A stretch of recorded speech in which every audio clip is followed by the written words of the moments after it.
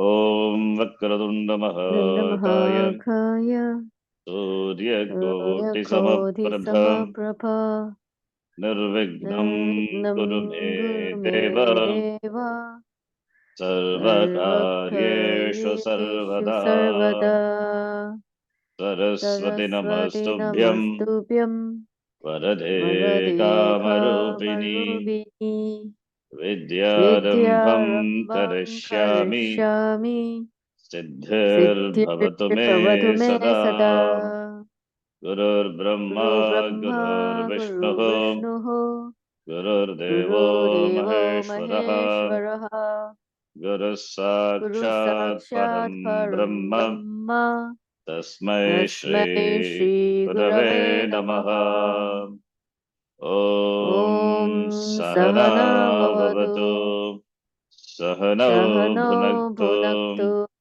Sahaviryam Sahaviryam Karavavahe Karavavahe Tejasvidhavadhetamastu Tejasvinavadhitamastu ma Vidvishavahe vidvishavahe. Om Om Shanti Shanti Shanti Shanti Shanti Shanti. Om Shri Paramatmane Namaha Om Shri Paramatmane Namaha. Atha Dvitiyodhyayah Atha Dvitiyodhyayah. Shri Bhagavanuvacha Shri Bhagavanuvacha. Avinashi tu tadvidhi Avinashi tu tatvedi. Yena sarvamidam tatam Yena sarvamidam tatham. Vinashyamavyayasya Vinashyamavyayasya. Na kaschit kartumarhati Na kaschit kartumarhati.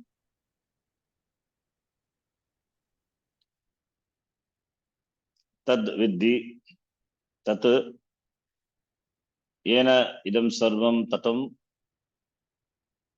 tat avinashi vidhi. May you know that which is indestructible, by which everything is pervaded. Avyayasya asya vinasham na kaschit kartum argati. That which is indestructible, that which doesn't undergo any change, to that nobody can bring about destruction, a change or destruction. So therefore, Atma is indestructible. Now, this indestructibility of the non-dual, this Advaita Atma, that is the topic we'll read now. Is it possible that Sat, like time, destroys itself by its own nature, creating itself and then going away? No, because it is Avyaya, Avyaya not subject to change. In grammar also we have Avyayam, that which cannot be declined. Declension is changing. No change possible for the word. Similarly here, same word Avyaya, but referring to the Atma, Sat, Avyayam, not subject to change. It doesn't come in time, therefore doesn't go away also. Sada tishtati, trikale tishtati. That only will undergo change, which is subject to time, which has parts, avayava, therefore subject to change. Subject to change, and final change is destruction. That will undergo destruction. That's called vyaya. But Atma is avyaya. So the avyayam, the word, suggests that it doesn't get destroyed by itself. Can anything else other than itself destroy Sat? No. Since Sat pervades everything, there is no other. Yena sarvam idam tatam. Yena, by which everything is pervaded. Therefore, nothing can destroy. Nothing other than Sat is not there. Therefore, Sat cannot be destroyed. Since Sadvastu is Ekam Advitiyam, one without a second, there is no second thing that can destroy Sat. Dvitiya Vastu Nasti, to bring about a change or destruction. Any other is dependent upon this Sadvastu and therefore has no independent bhava at all. How is it going to destroy the Sat? This would be like the pot destroying the clay. The pot cannot say to the clay, I am bored with you. You are always hanging around me. You never give me privacy. Wherever I go, you come too. I am going to get rid of you. The pot cannot get angry at the clay. It cannot get out of the clay and destroy it. Such a possibility doesn't exist. Therefore, Krishna said here that the Vastu, this Sadatma, which doesn't change at any time, cannot be destroyed by anyone or anything. There is no one to effect destruction and no one capable of destroying it. Asya avyasya vinasham na kaschit kartum argati. Nobody can bring about destruction to this indestructible Satu Sadatma. Regardless of the number of people or objects, Atma is always non-dual, Advaita. No number or condition, activity or connection to activity brings about a change in Atma. No number or condition, activity or connection to activity brings about a change in the Atma. In fact, there is no connection, Sambandha for the Atma. Just as there is no connection between the clay and the pot, because all that is there is clay alone. If there were a pot other than clay, then the clay could establish a relationship with it. But when the pot is clay, there can be no relationship with them. This, therefore, is the nature of Atma. At the end of his commentary on this shloka, Shankaracharya says that no one can destroy this Atma, not even Ishvara, the Lord. But shouldn't God be able to destroy anything? Shankaracharya says, Shankaracharya is not trying to belittle God here, he was merely pointing out that Ishvara cannot destroy Satchit Ananda Atma, not because he is not Almighty, but because Ishvara is Atma. Atma is Brahma and Ishvara is Brahma. Therefore, Atma and Ishvara are the same Brahma. The destroyer Ishvara is Atma. What is to be destroyed is also Atma. How then can there be destruction when there is no distinction between the agent and the object of destruction? A subject-object relationship, karta-karma sambandha, is not possible between Ishvara and Atma. But is there not a relationship between the devotee and Ishvara? Yes. If the word devotee means an individual, Atma identified with the given body, mind, sense complex, there is a sambandha, then there is a relationship, Bhakta Bhagavan relationship. Ishvara can destroy or help a devotee, elevate or give punishment, but Ishvara cannot destroy the Sadatma because both are identical. They have no subject-object relationship. Perhaps it might be argued that one part of the subject can destroy the other part, just as we can take a knife in our hand and destroy ourselves. If one hand can amputate the other hand, why cannot one part of the subject, Atma, destroy the other part? If it destroys, there is also destruction. Cannot Atma commit suicide in this way? Such destruction could happen only if Atma had parts, avayava, limbs, which it doesn't have. It is avyaya, indeclinable, indestructible. Further, Bhagavan Krishna says, let us read the next shloka number 18.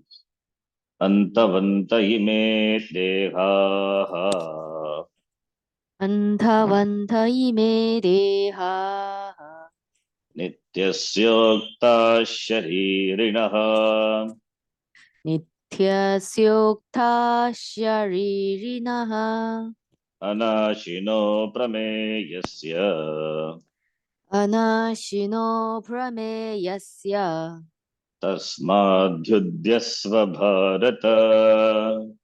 तस्माद्युध्यस्व Bharat Ime is Bhagavachanam.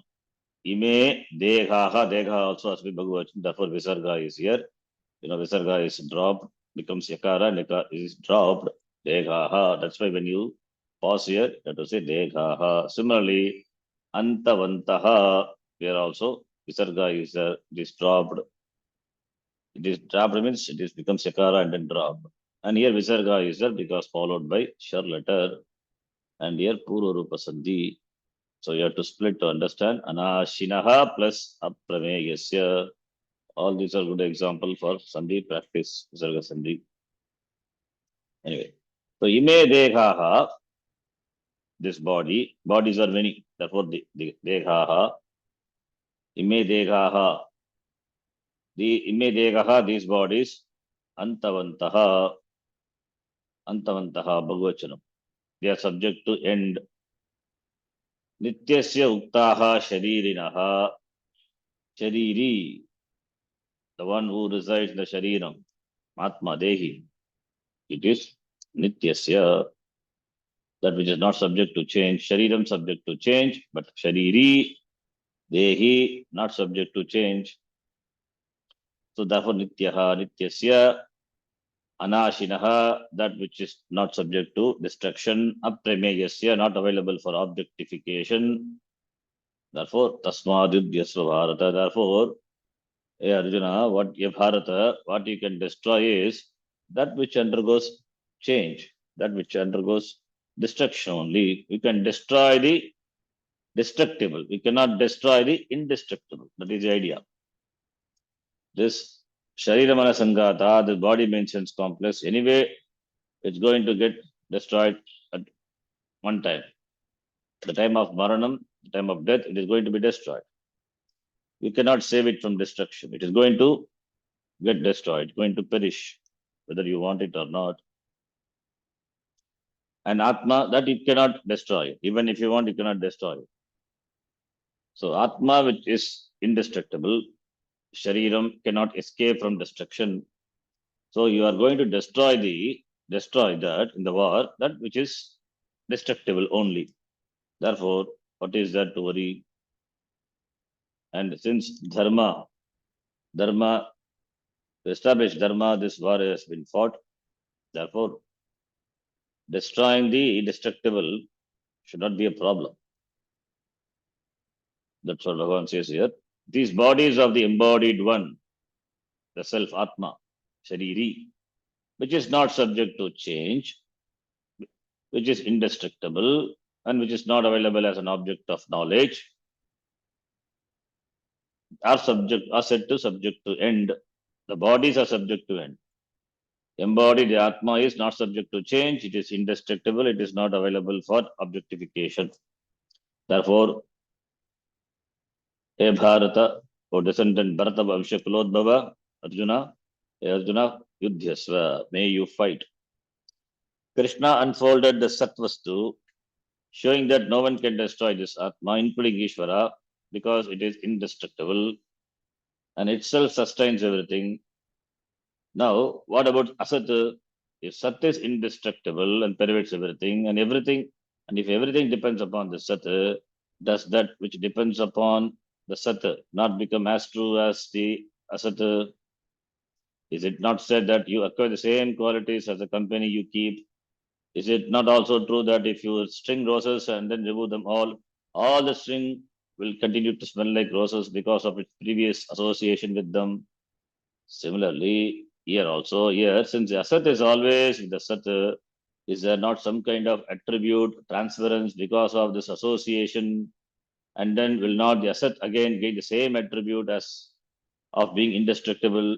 No, because there is no association. There is no association. The string is different from the rose, but both enjoy the same empirical reality. Whereas here, what we call string as a certain empirical reality, as does the rose. Both of them enjoy the same degree of reality, empirical reality, Vyavaharika Satta. Therefore, one can lend its attribute to the other because association is possible between objects belonging to the same order of reality. What about Sat and Asat? Sat is Paramarthika reality, Paramarthika. Asat is Vyavaharika. How can there be association between the two? How can there be association between the dream person and the waking person? Dream person, Sapna Purusha, has validity only in the dream. Waking person, he can interact only with the waking world. He cannot interact with the dream world because of different order of reality. Therefore, how can the waking person bring about the destruction of this dream person, because the order of reality being different. Similarly, here also, between the Sat and Asat, however, such an association is not possible. Association is possible only between two things which belong to the same order of reality. If it is in Pratibhasika, association is possible between two objects. In Vyavakarika, association between two objects possible, like the string and the rose. So, therefore, between the two, which belong to different orders of reality, there cannot be any association. Association is not possible. Just as it is not possible between the pot and the clay, there is only one thing here, clay, which is Sat. Therefore, Asat cannot gain indestructibility by association with Sat, because what is there is only Sat. The physical body is Mithya. When you say this is a body, what is it exactly? Is it the skeletal structure, the skin, the flesh, the marrow, the blood, the given cell, or the DNA? There is no one thing that we call the body. All of this put together is a body. Body is an assemblage. You can look at it in many different ways. You can look at it biologically or simply from the standpoint of being nothing but minerals, calcium, phosphorus, carbohydrates, and so on.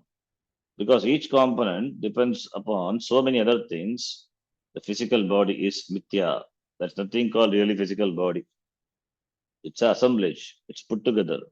What is body? It is mithya. Or if you take the body as a whole, it depends on the five elements, Panchabhuta, according to the model in Vedanta. However you look at it, the body is mithya. So the body really doesn't exist. Body is a assemblage. Assemblage given a nama rupa consists of parts. Parts consists of subparts. Subparts consists of subparts. So finally everything will result into the Sat only. So therefore, mithya. The physical body is a product created at a given time and is subject to modification. Because it has been created, it has an end, antavat. Anta is end. That which is endowed with, that which is subject to, end, antavat. Krishna pointing out all the bodies standing before them, including his own, described them as antavantaha. Antavan, antavanto, antavantaha, degaha, antavantaha, ime degaha. To whom do these bodies belong? The body, the shariram, is given existence and consciousness by Atma alone. Sharira, body doesn't have consciousness of its own. It is conscious because of Atma, Sadvastu. Sadvastu lends its existence equally to the physical body, Stula Sharira, and to the subtle body, Sukshma Sharira. Because the subtle body can reflect consciousness, this body is conscious. Sukshma Shariram has the capability to manifest Atma Chaitanyam. Therefore, body is conscious. Therefore, it is not conscious. Body is not conscious of its own. It is conscious because of Atma. Therefore, the Shariram belongs to and has its being in Atma, which is the indwelled, embodied of the body. Two words were used with reference to the physical body in this verse. Degaha, ime degaha, which is plural, and Shariri, Nityasya Sharira, which is singular. Therefore, Atma is Ekaha, bodies are many. Nitya, many, but Sat is Ekam. Nitya means eternal, that which is not subject to change. The one who dwells in this body as Atma, the meaning of the word I. Because there is only one Atma, therefore singular, Shariri is used. Whereas with reference to all the bodies that undergoes change and come to an end, the plural Deha is used. There can be many because it is Asatya, it is Mithya, therefore it can be many. As clay, from one clay, so many parts are made. All parts are nothing, finally resolves into the clay alone. Similarly, the bodies are many. The body is being Mithya. So that therefore it can be many plural. That's why in the shloka plural is used. Many bodies are there. Because many bodies are there, not many atmas are there. Atma is ekaha eva. Because Advaita Atma. If there are many atmas, then one atma will limit the other atma. Then it cannot be anashinaha, it cannot be aprameyaha, it becomes one more object. Who can be destroyed? In one stroke, three facts have been conveyed here. One is that the bodies are many and Atma is one. Secondly, Atma doesn't come to an end and it's behind every Sharira. Thirdly, Atma cannot be destroyed. This being so, whom can you kill? You can only kill something that is subject to destruction. The destructible alone is destroyed. The one that cannot be destroyed is a real person. You, he or she, the I, the Atma, that is always there. Therefore, Yudhyasva, do what is to be done, fight. Yudhyasva, Krishna told Arjuna. The context is war. Therefore, fight. Otherwise, it is do what is to be done, Karma Yoga. What is to be done in the given context, in the given situation, in keeping with the Varna and Ashrama, you should do what is to be done. What Arjuna had to do at the time was to protect the Dharma by fighting this war. The war was at hand and he had to fight. Therefore, because this war was his Dharma, therefore, as a Kshatriya, he should fight. Therefore, Yudhyasva. There are two types of destruction, Nasha. One is destruction in a relative sense. He is destroyed because she walked out on him. This is not real destruction. It is figuratively used here. A person is destroyed because she left him, therefore is destroyed, is collapsed. That is figuratively used, destroyed. A person who has terminal cancer is destroyed, more or less. Although the final rites may not yet have been done, but we say the person is finished because his life is almost over, because he has terminal disease. Then, when it is literally over, when the person has died, that is another type of destruction. We have thus total destruction and relative destruction. Similarly, there are two types of eternity, relative and absolute. In order to point out that which always is and is never destroyed at all, two words are used in this shloka, Nitya and Anashi. Both words mean that which is absolutely free from any form of change or death, and therefore absolutely free from time, timeless. Anashi, Nitya. Nitya means that which remains, that which is at all periods of time. Therefore, Anashi. Anashi is not subject to change. Therefore, it is same throughout all the time. Why two words are used? Nitya means indestructible, not subject to change, therefore indestructible. Anashi also, that which is not subject to change, not destructible. Both word, therefore both word, two words are used. It is to negate two types of destruction, relative destruction and the total destruction. So both are not possible. So relative as well as absolute. Therefore, it is absolutely free from any form, free from any form of change or death. That is why Nitya and Anashi. There is also another adjective used here, aprameya. Prameya means that which is to be known. Prama, pramata, prameya, pramanam. So prameya is that which is to be known, the object to be known, that which can be known. The noble pramata gains the knowledge, prama, of an object, prameya, through a means of knowledge, pramanam. So, knowledge is prama, object is prameya, pramanam is means of knowledge, and the knower is pramata. Atma is said to be aprameya, something that is not an object to be known. It is not objectifiable. Any prameya, anything that is seen by you, any object that is available for your pramana as an object, drishya is non-eternal. It is anitya. Why? Because anything that is seen is within the time-space framework alone, and therefore it is anitya. You cannot say a pot, for example, pot is drishya. It is seen, available for your objectification. And also anitya, you cannot say. To say something is drishya, seen, means that it is changing every second. It is never the same because it is within time, and time is an element which keeps on effecting change.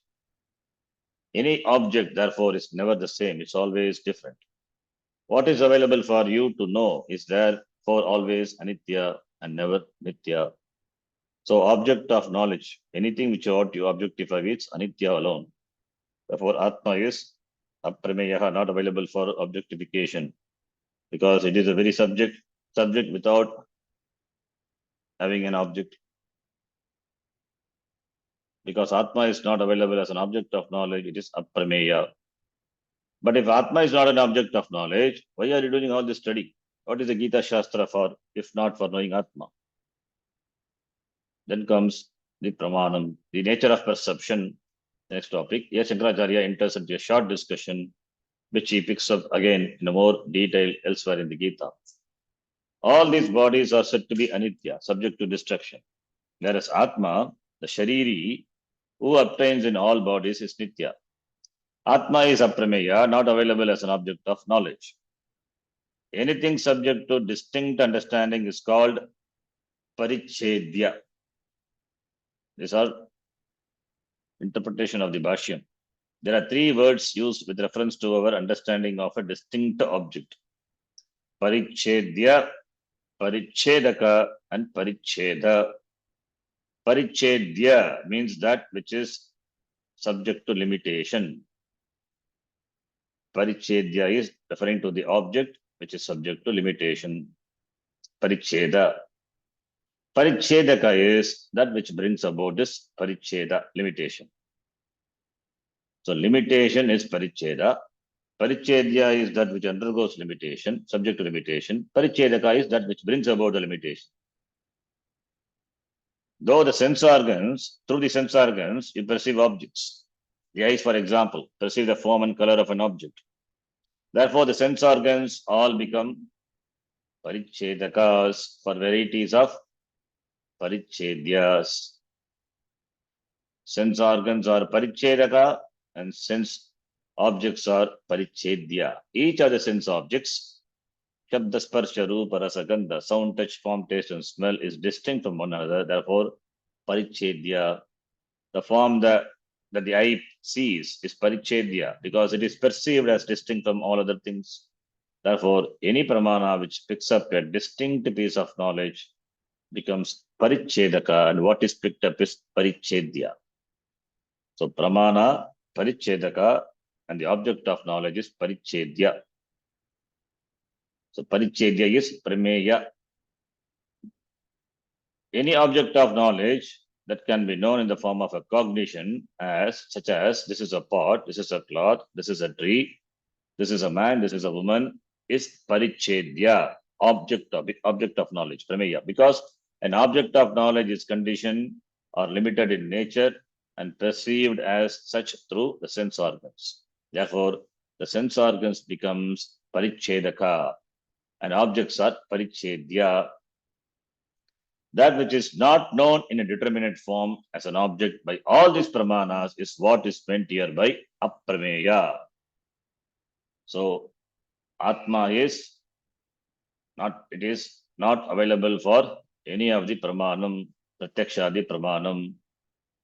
So, it is not available for sense organs and it is not an object also. Therefore, it is not a parichedya. And no parichedaka can do the parichedanam. Brahma is not one more object that you see like the pot or the tree. If Brahma is parichedya, it's also parichedya, subject to limitation. Because subject to limitation, therefore only the object can be known. But Brahma is not an object. Therefore, it cannot be known by parichedaka. So if Brahma also is parichedya, then it becomes one of the objects in the world and therefore becomes anitya. However, Brahma cannot be known by pratyakshadi pramana, the various means of knowledge that are available to us, such as perception, inference, etc. The etc. Adi here includes words also, shabda, meaning that Veda is also a pramana. When the Veda is a pramana, then heaven, Swarga, for example, is a prameya and therefore a parichedya. Heaven, the Swarga Loka, that is also a knowledge available for our perception, the Loka, therefore parichedya. Knowledge gained by Shabda Pramana is again determinate knowledge. Because heaven is not hell, earth or this or that, it is a distinct object. Therefore, parichedya. Thus, there is a limitation, parichedya. If heaven is mentioned by the Vedas, then it means then it is something which can be known distinctly. Similarly, when you say punya, it is not papa, it is not produced by any karma, it is produced by right karma. In this way, we understand what punya is and what it does purely by the shabda, the word. Therefore, shabda is also a pramanam, a means of knowledge. Now, this atma, what can establish this atma? Can Shastra also? Can Shastra establish Pramana? No. Can if Shastra establishes Atma, Shastra being a Pramanam, then Atma becomes Parichedya. Atma becomes Parichedya and Shastra becomes Parichedaka. And the process is Paricheda. So, therefore, Atma is also not established by a Pramanam, any of the Pramanam, including Shastra Pramanam. Then what does the Shastra does? It removes only Ajnana. Ajnana Nivritti alone is the job of Shastra, not producing new knowledge of a new thing. Atma is not a new thing. It is not an object. It is not Parichedya. Therefore, since it is not Parichedya, Shastra cannot be Parichedaka. Therefore, only here it is said, the next topic, Atma is not established by a Pramana, including Shastra Pramanam. That is the topic that we will see in the next class. Om Purnamadav Purnamidam Purnamidam Purnat Purnamudachyate Purnamudachyate Purnasya Purnasya Purnamadaya Purnamadaya Purnameva Purnamevavashishyate. Vashishyate Om Om Shanti Shanti Shanti Shanti Shanti Shanti Hari Hari Om Om Shri Shri Gurubhyo Gurubhyo Namaha Namaha Hari Hari Om Om Dhanyavadaha. Dhanyavadaha